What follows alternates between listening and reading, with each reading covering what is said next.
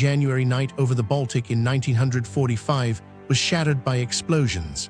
A massive liner, once a symbol of Nazi leisure and now a floating barracks and final hope for thousands, received its mortal wounds.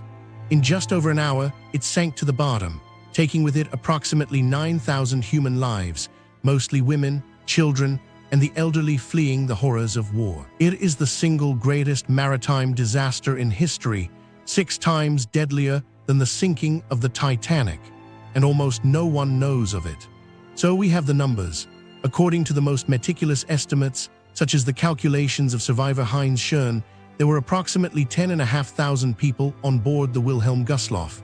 Roughly 9 to 9,500 perished. This makes January 30, 1945, the date of the deadliest maritime disaster in history, surpassing the Titanic by a factor of 6. 2. One might think such an event would be forever seared into the world's memory, but that did not happen. For decades, the story of the Gustloff was buried under layers of silence, indifference, and politics. Immediately after the war, it was practically impossible to speak of it in Germany. In a country lying in ruins and beginning the agonizing process of confronting the monstrous crimes of the Nazi regime, there was no place for the memory of German suffering. The topic of their own victims seemed inappropriate, almost taboo, for the Allies, who learned of the tragedy from sparse reports weeks later. These losses among the civilian population of a defeated enemy did not seem worthy of particular attention against the backdrop of the war's overall horror. The Cold War compounded the situation.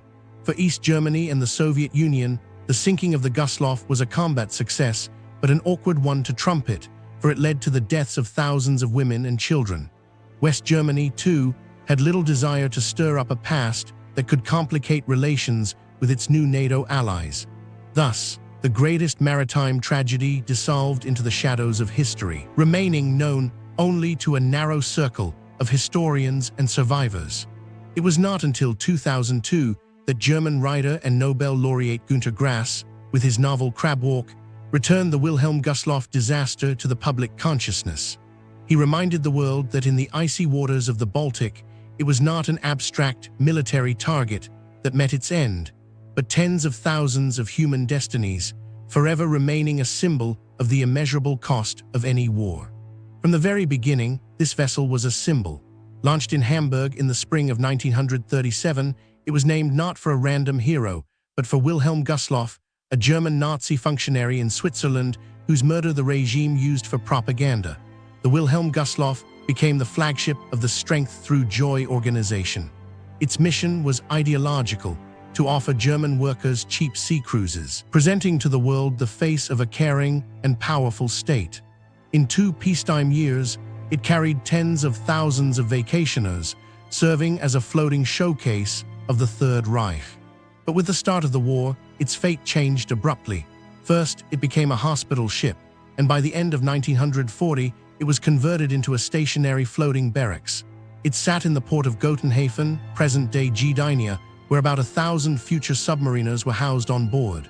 For 4 years, they lived in its cabins, which were once intended for tourists. The ship of joy and leisure had definitively become part of the war machine, waiting for its hour in the icy waters of the Baltic. January 1945. The Eastern Front is collapsing. The Red Army is breaking through to the shores of the Baltic, cutting off entire regions. Faced with this advance, Grand Admiral Karl Dönitz issues the order to commence Operation Hannibal, an unprecedented naval evacuation in scale. Over the next 15 weeks, between 800,000 and 1 million people will be evacuated from Baltic ports. It will become the largest maritime evacuation in human history. Tens of thousands of refugees poured into the panic-stricken port of Gotenhafen, present-day Gdynia. Mostly women, children, and the elderly, they had fled their homes in fear of the advancing troops, hoping to find salvation at sea. They crowd the snow-covered quays in the bitter cold, their belongings piled in heaps, their eyes filled with desperation and terror. Their only hope becomes the ships, and among them the former liner Wilhelm Gustloff, which had lain idle here for 4 years. Now it must put to sea again, becoming an ark in an icy hell. That night, an unimaginable crush reigned aboard the Wilhelm Gustloff. The ship, once built to carry 1,500 tourists on cruises, was now tasked with taking on more than 5 times that number. According to the most authoritative estimate by Heinz Schern, a surviving crew member who later dedicated his life to studying the disaster, there were approximately 10,500 people on board. Imagine this flood of humanity, nearly 9,000 civilian refugees, mostly women, children, and the elderly, fleeing in panic from the advancing Red Army. Added to them were over 1,000 military personnel, the wounded, crew members, and nearly 1,000 U-boat cadets for whom this ship had served as a floating barracks for 4 years, and 373 women from the Kriegsmarine's female auxiliary corps. In fear and hope, they all squeezed onto the decks, into the corridors, into every free corner. The chaos was such that an accurate count proved impossible. The official manifest, compiled at departure, listed only 6,050 people, meaning nearly 4,500 souls went unaccounted for. This is why, to this day, all figures related to the Gustloff are merely estimates. No one will ever know the exact number of those who came aboard that January day. But on board the Wilhelm Gustloff, it wasn't just panic, it was organizational chaos. Command of the ship was divided among 4 captains with an unclear hierarchy. Formerly, the senior officer was Merchant Marine Captain Friedrich, but beside him was an experienced submariner, Corvette Captain Wilhelm Zahn. It was Zahn, knowing submarine tactics, who insisted on the safest route, to sail in the shallows, close to the shores, to maintain the strictest blackout. His arguments were ironclad. In the dark, in shallow water, a submarine would find it nearly impossible to attack. However, Peterson made a different decision. He steered the giant liner along the deep, well-traveled channel. Then came a radio message reporting an oncoming convoy of minesweepers, and Captain Peterson, fearing a collision in the night, gave the fateful order to turn navigation lights. The ship's enormous silhouette, bathed in light, became a perfect target against the dark horizon. Historians still debate whether this information about the oncoming convoy was an error or disinformation, as no confirmation has been found in the archives. But the decision was made, and its consequences became irreversible. In that icy night, amid the Baltic snow squall, the Soviet submarine S-13 shadowed the convoy like a ghost. Her commander, Alexander Marinesko, was a man with a troubled service record. Just before this patrol, he had faced the threat of a tribunal for drunkenness and going absent without leave. For him, this mission was not just an assignment, but a chance for redemption. Using the blinding snowfall as cover, Marinesko kept his submarine on the surface for nearly 2 hours, following the lights of the German vessel. It was a deadly risk, being exposed on the surface, but the only way not to lose the target in the night. Then he executed a bold and masterful maneuver, slipping around the stern of the convoy to attack from the port shoreward side. The Germans considered this flank less dangerous, believing any attack would come only from the open sea. The submarine settled on its attack course. 4 torpedoes were fired, 3 sped toward the target. The 4th jammed in its tube, creating a mortal threat to the submarine itself. Its crew frantically worked to disarm it.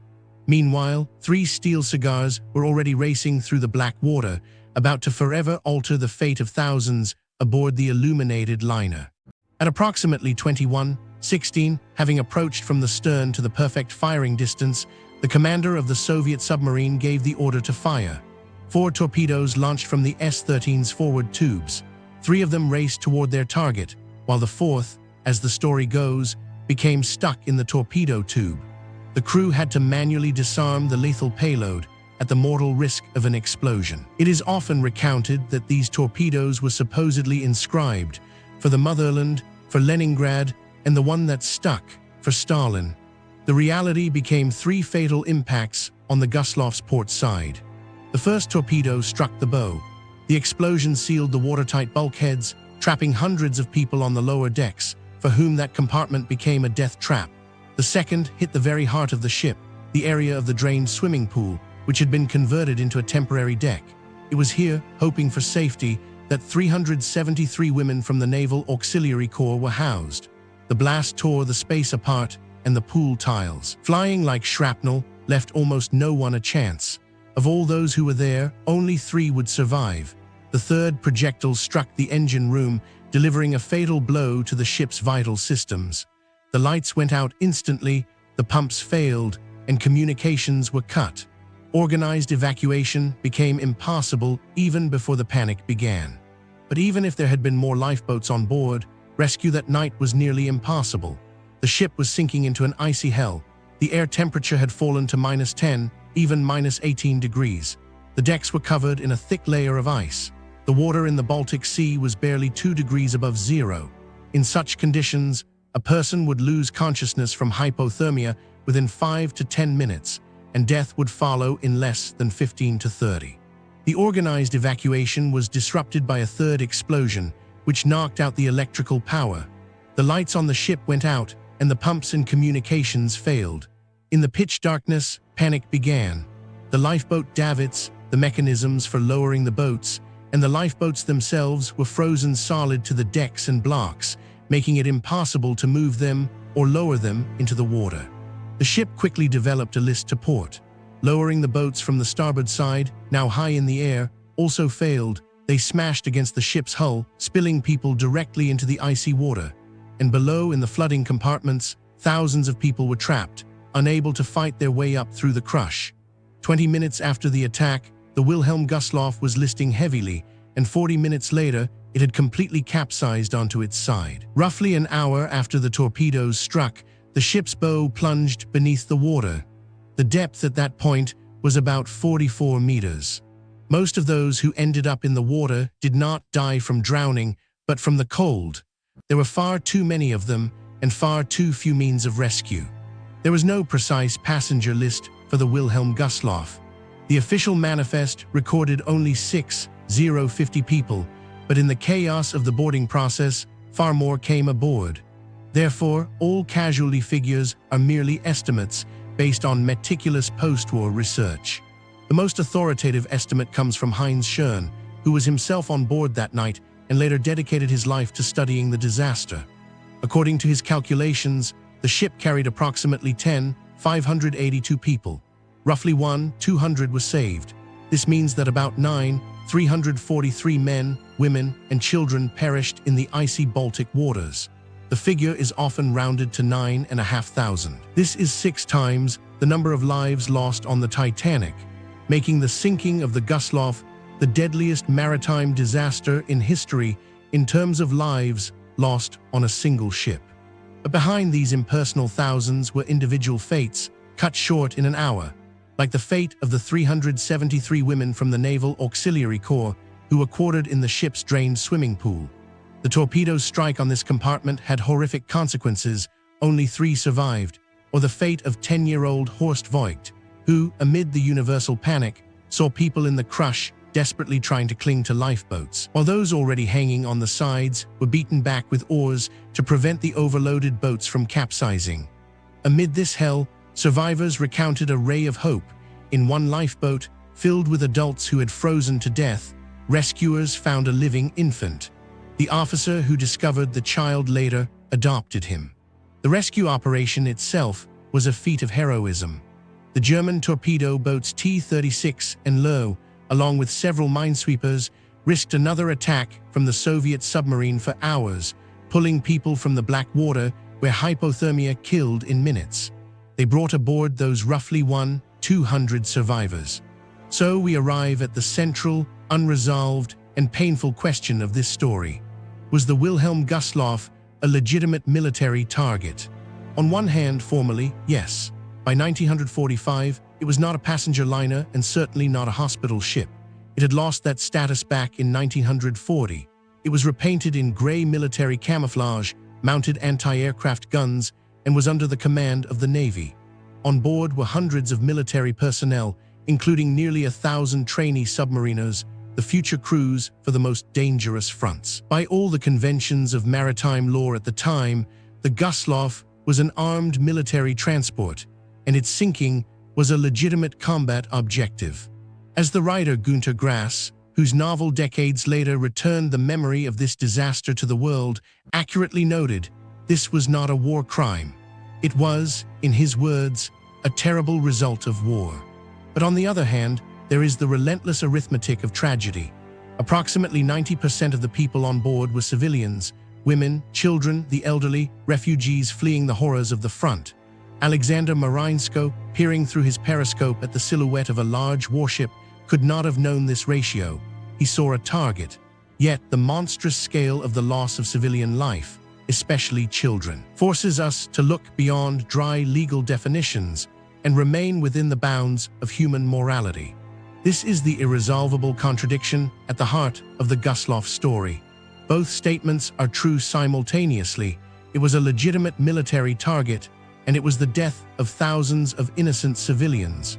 War brought these two truths together at a single point, creating one of the most terrible maritime disasters in history. This was Alexander Marinesko's finest hour. In 10 days, he sank 2 giant German transports, inflicting colossal damage on the enemy. But his triumph at home was brief and strange. Instead of the title hero of the Soviet Union, the commander of submarine S-13 soon faced a tribunal for disciplinary offenses. He received only an order, and in September 1945, he was discharged from the Navy. Even the Soviet state, which for decades glorified wartime feats, long struggled with how to regard this man and his most famous shot, which claimed thousands of lives, mostly of civilian refugees. Marinesko was partially rehabilitated only in the 1960s, and the highest award, the title Hero of the Soviet Union, found him posthumously 45 years after that January night in 1990. He died in 1963 at the age of 50. His persona, that of a talented but controversial commander, will forever remain at the center of the debate over the legality and morality of that fateful torpedo salvo. Wreck of the Wilhelm Gustloff rests on the floor of the Baltic Sea at a depth of just over 40 meters. It is considered a war grave and the final resting place of thousands of civilians, so any diving there is strictly forbidden. For decades, the story itself remained deeply shrouded. In post-war Germany, speaking of German suffering was deemed inappropriate against the backdrop of the Nazi regime's monstrous crimes. The Allies, who learned of the tragedy only weeks later, regarded it with indifference amid the general chaos of war. And with the onset of the Cold War, neither West Germany, East Germany, nor the Soviet Union had any interest in stirring up this past. It was too painful and ambiguous for all sides. The silence surrounding history's largest maritime disaster was broken only in 2002, when Nobel laureate Günter Grass published his novel Crabwalk. He restored the memory of those events, but not to deliver a simple verdict. His words, "It was not a war crime, but a terrible result of war," perhaps come closest to the truth. Behind the dry statistics, behind the debates over the legality of the target and the ship's military status, lie real lives. Roughly 9,000 people, most of them women, children, and the elderly, fleeing the horrors of war on an icy January night. Their story, tragic and complex, deserves to be remembered.